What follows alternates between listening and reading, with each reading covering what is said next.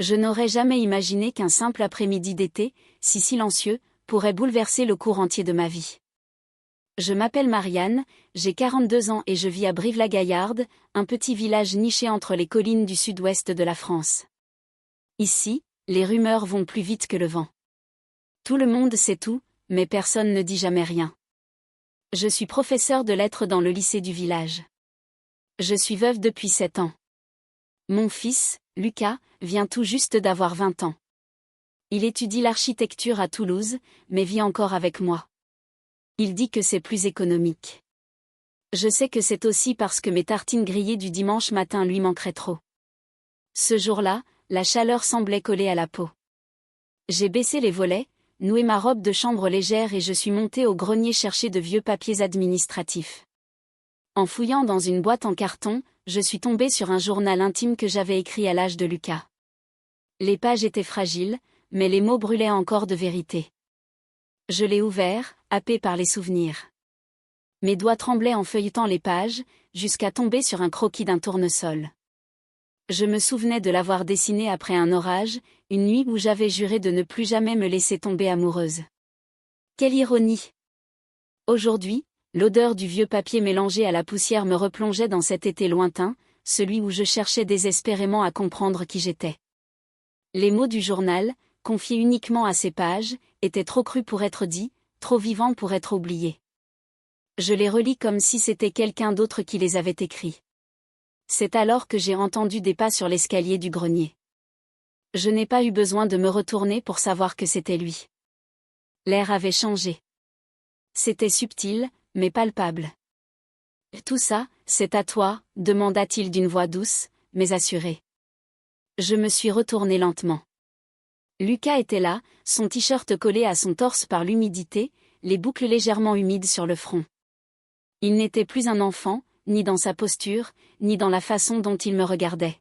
« Oui » répondis-je en refermant le journal avec précaution, comme si je venais de révéler un secret trop grand. Il s'est approché juste assez pour lire la couverture. Je ne voulais pas fouiner. J'ai entendu un bruit. Je pensais que quelque chose était tombé. Ce n'est rien, dis-je rapidement. Je me replongeais dans le passé. Il hocha la tête, mais ne recula pas.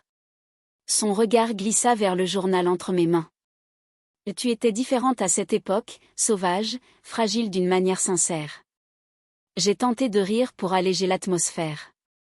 C'était le drame adolescent. Tout paraît plus intense après coup. Mais il ne souriait pas, non, c'était plus que ça. Tu étais en train de te découvrir. Tu n'avais pas peur de ta voix. C'est courageux. Je restais silencieuse. Le vide entre nous n'était pas inconfortable. Il était chargé. Il me regardait comme plus personne ne l'avait fait depuis longtemps. « Tu cherchais quoi ici, au fait » demanda-t-il.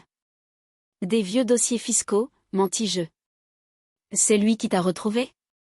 Alors, répondit-il, peut-être que tu devais le relire aujourd'hui. Il était maintenant tout prêt. Je pouvais sentir sur lui une odeur boisée et fraîche, comme la pluie sur la terre. Le ventilateur au-dessus tournait lentement et la chaleur devenait pesante. « Tu vas bien » demanda-t-il. Et cette fois, ce n'était pas le journal qui l'inquiétait, c'était moi. Je hochai la tête, même si mon cœur battait beaucoup trop vite. Il me fixa un moment, puis fit demi-tour. Mais avant de descendre les marches, il se retourna. « Tu sais, parfois le passé revient juste pour nous rappeler qui nous sommes vraiment. » Puis il s'en alla. Je suis restée là, le journal pressé contre ma poitrine, le souffle court. Je ne savais pas si je devais me sentir bouleversée ou vue. Je suis restée encore un moment au grenier, le journal contre moi, comme un cœur battant étranger.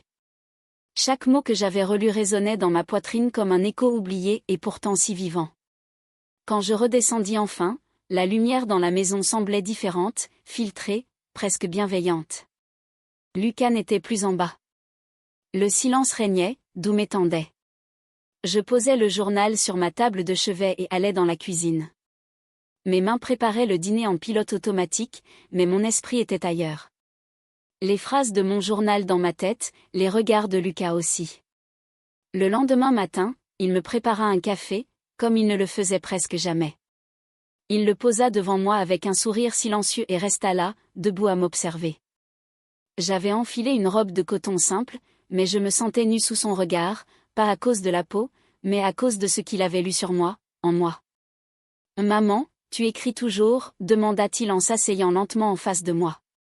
Je pris une gorgée de café avant de répondre. « Parfois, pas assez. »« Et tu devrais. » Il me regarda droit dans les yeux. « C'est ta voix. C'est trop beau pour être tu. » Il y avait dans sa voix une chaleur familière, mais aussi autre chose, un frisson nouveau. J'ai voulu dire quelque chose, mais je ne trouvais pas les mots. Au lieu de ça, je me levai et rangeai la tasse dans l'évier. Le dos tourné à lui, sentant son regard toujours posé sur moi. Les jours suivants, quelque chose avait changé. Lucas me frôlait plus souvent en passant. Il restait dans la même pièce sans but apparent. Il parlait peu, mais observait beaucoup.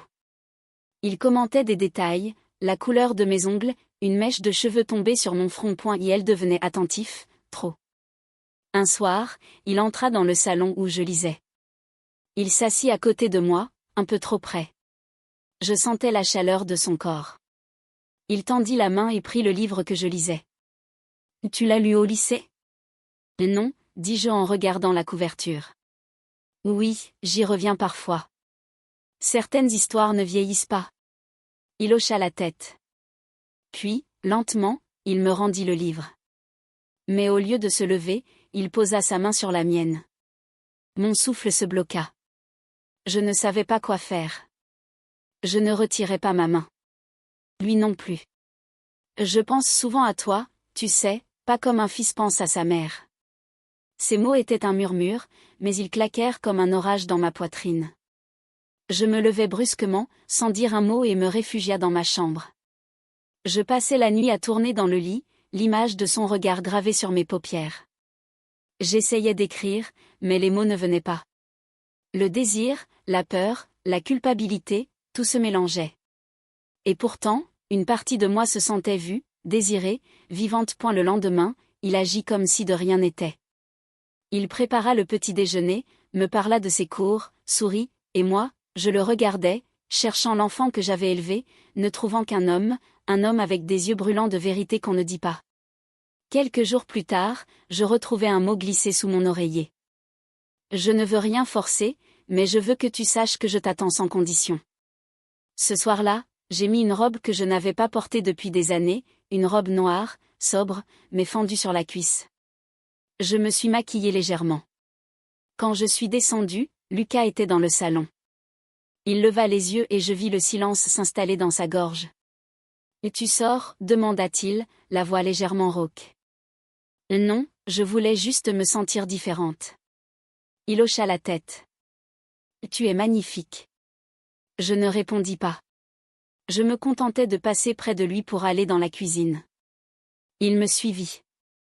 Dans l'encadrement de la porte, il resta un instant à m'observer couper des tomates. Puis, lentement, il s'approcha. Je sentis son souffle dans mon cou. « Marianne. » Je posai le couteau. « Il faut qu'on parle. »« Non, » murmura-t-il, « il faut qu'on ressente. » Je me retournai. Nos visages étaient à quelques centimètres. Il posa sa main sur ma hanche. Je ne la repoussai pas. Le moment dura une éternité. Et soudain, j'entendis le bruit d'un message sur son téléphone. Il recula légèrement. Je saisis ce moment pour reprendre contenance.